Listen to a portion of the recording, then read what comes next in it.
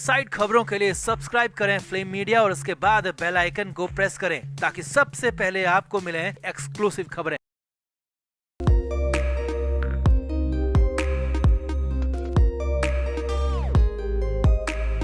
नवाब मलिक लगातार मुश्किलों में हैं, मुश्किलें उनकी बढ़ती जा रही हैं और हालात ये हैं कि जेल के अंदर भी मलिक को चैन नहीं है, सुकून नहीं है। और अब जब से एनआईए की टीम ने मुंबई और आसपास छापेमारी शुरू की है, डीलिंग को खोजने की और कई लोगों को पकड़ने की जो मुहिम चलाई है, उसके बाद मलिक के मामले में भी नया स्पार्क दिखने लगा है। और अब तो हालात ये हैं कि डी के खास गुर्गे सलीम फ्रूट को दबोचा गया और इसी सलीम फ्रूट के सहारे नवाब मलिक पर स्ट्राइक की तैयारी है। तो क्या है डी हसीना सलीम फ्रूट का नवाब मलिक से कड़ी जोड़ने का कनेक्शन और मलिक का सलीम फ्रूट से क्या है संबंध, सब कुछ आपको बताते हैं। आप इस वीडियो को शेयर करें और कमेंट करके अपनी राय जरूर दें। तो नवाब मलिक के लिए हालात हर दिन के हिसाब से बिगड़ते जा रहे हैं और मलिक की कंडीशन बेहद ज्यादा बुरी हो चुकी है। और अभी कुछ दिन से एनआईए ने जो एक्शन शुरू किया है, उसके बाद तो बेहद ही ज्यादा इंटेंस और खतरनाक ये कार्रवाई दिख रही है, क्योंकि अब की बार कुछ भी हो सकता है, बड़ी से बड़ी कार्रवाई भी हो सकती है।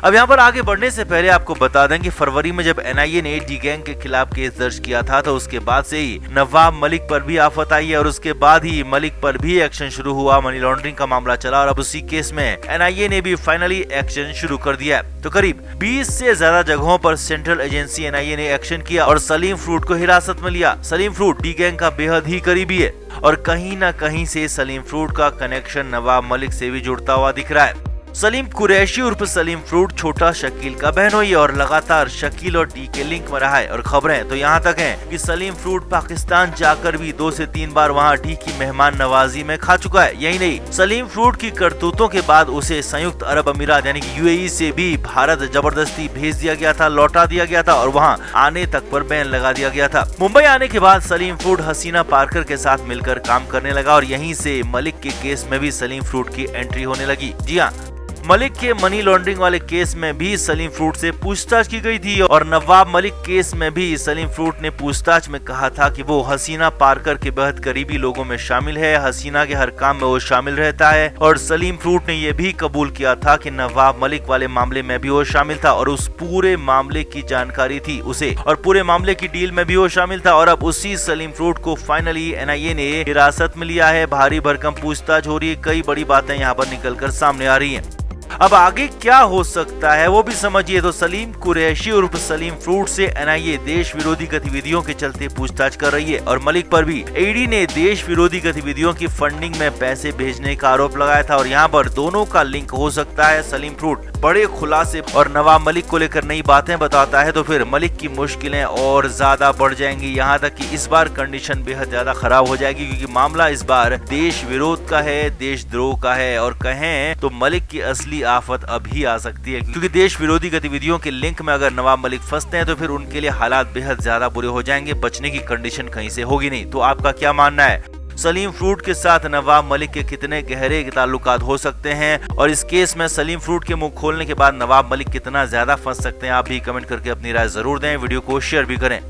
तो नवाब मलिक एक बार फिर से मुंबई की ऑर्थो रोड जेल में शिफ्ट कर दिए गए हैं। 3 दिन अस्पताल के बिस्तर पर रहने के बाद मलिक को फिर से जेल में जाना पड़ा है। मलिक ने कोशिश की थी कि अपनी बीमारी और जे अस्पताल के इलाज के नाम पर वो कोर्ट में साबित कर देंगे कि वो जमानत के हकदार हैं, मगर कोर्ट के जज का मलिक जैसे आरोपियों से रोज का पाला पड़ता है। वो समझते हैं कि जेल जाने वाला, जेल में रहने वाला हर आरोपी बाहर निकलने के लिए कैसी तिकड़म लगाता है और शायद इसीलिए कोर्ट ने मलिक की अस्पताल और बीमारी वाली थ्योरी को सिरे से खारिज कर दिया और जमानत नहीं दी, बल्कि जेल की अवधि 20 मई तक और बढ़ा दी।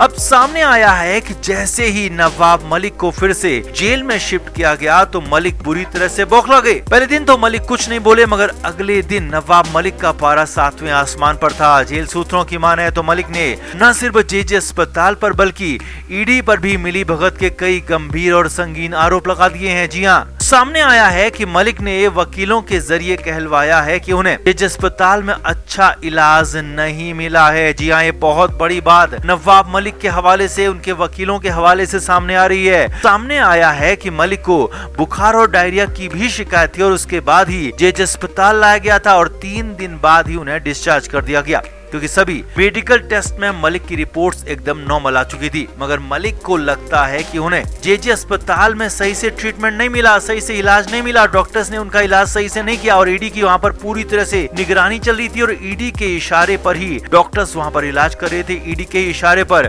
डॉक्टरों की वहाँ पर प्रिस्क्रिप्शन चल रहे थे, डॉक्टरों की दवाई चल रही थी। मलिक का आरोप है कि जेजे अस्पताल में गलत इलाज के चलते उनकी जान तक जा सकती थी। जी हाँ, ये बहुत बड़े गंभीर आरोप लगाए गए हैं जो कि सामने आ रहे हैं नवाब मलिक की तरफ से, उनके वकीलों की तरफ से।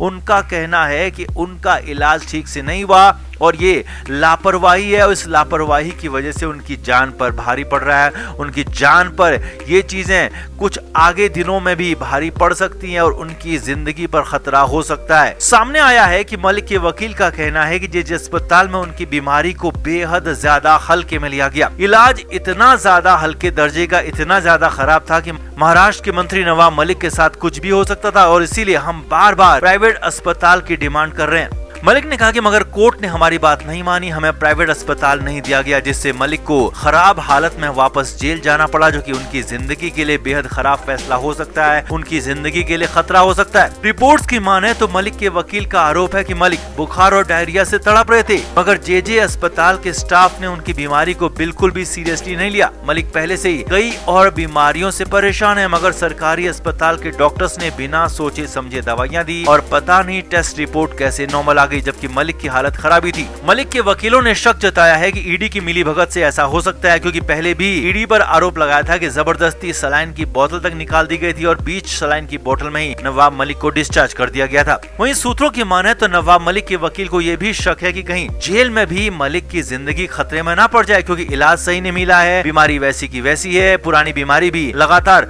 मलिक को तकलीफ दे रही है और बीमारी लगातार बढ़ रही है। जी हाँ, कम होने के बजाय नवाब मलिक की बीमारी बढ़ रही है और जेल में उन्हें सिर्फ पेन किलर दिया जा रहा है, ऐसा खुद नवाब मलिक का ही कहना है। और इसीलिए वकीलों को शक है कि जेल में नवाब मलिक की जिंदगी मुसीबत में है और खतरा उनकी जिंदगी को जेल के अंदर उनकी बीमारी की वजह से हो सकता है। तो कुल मिलाकर नवाब मलिक और उनके वकीलों को लगता है कि जेजे अस्पताल में इलाज सही नहीं मिला, ईडी की मिलीभगत का भी संदेह जताया जा रहा है, जेल में भी मलिक की जिंदगी को खतरा बताया जा रहा है। तो मलिक के वकीलों के इन आरोपों पर आपका क्या कहना है? कितने सही है ये आरोप और क्या ये आरोप स्टंट है? आप भी कमेंट करके अपनी राय जरूर दें और वीडियो को शेयर भी करें। Flame media report.